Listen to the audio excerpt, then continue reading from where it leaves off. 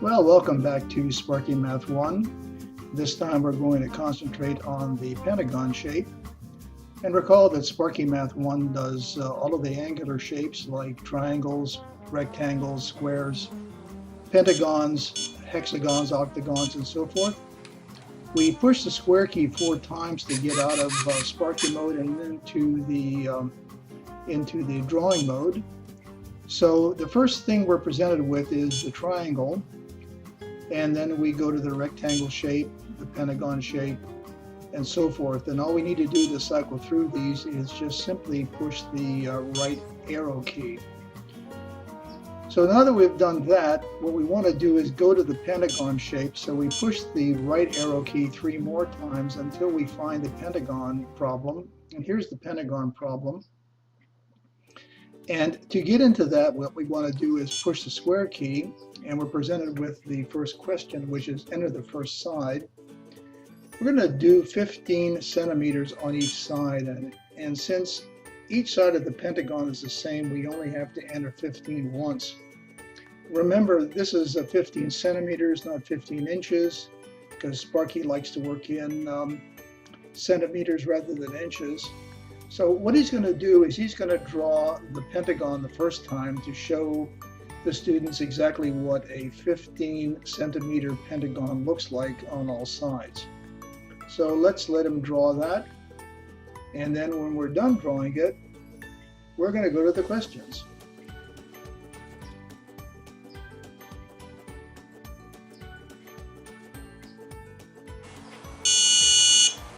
Okay, here's our first question. How many sides are in a pentagon? Well, looks like 5. Let's key in 5. Yep, Sparki likes that, and he claps his grippers 3 times. And he redraws the first side of the pentagon. Makes his turn.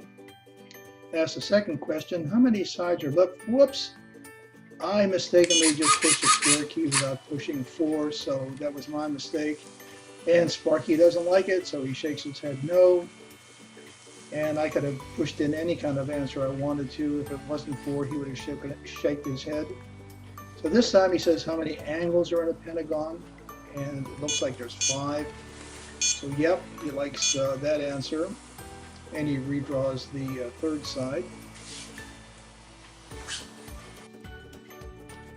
And now he asks how many angles rather are left to draw, and that's pretty simple. That's 2 angles left to draw.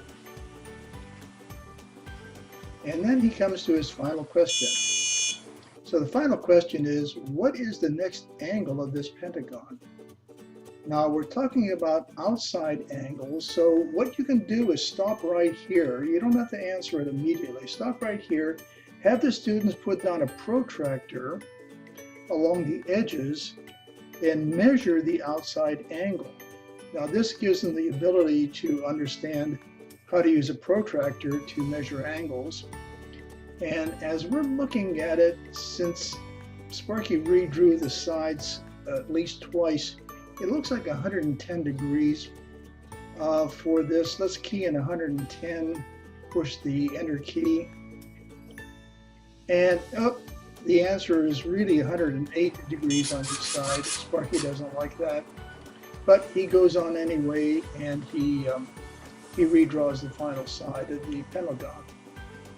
So this is a good way to show your students exactly what a pentagon is all about, how it's drawn, and how they can draw it too. And once again, they can key in any kind of side they want. They can actually make the pentagon as large as the room, as long as you don't put the pen down and draw on the floor.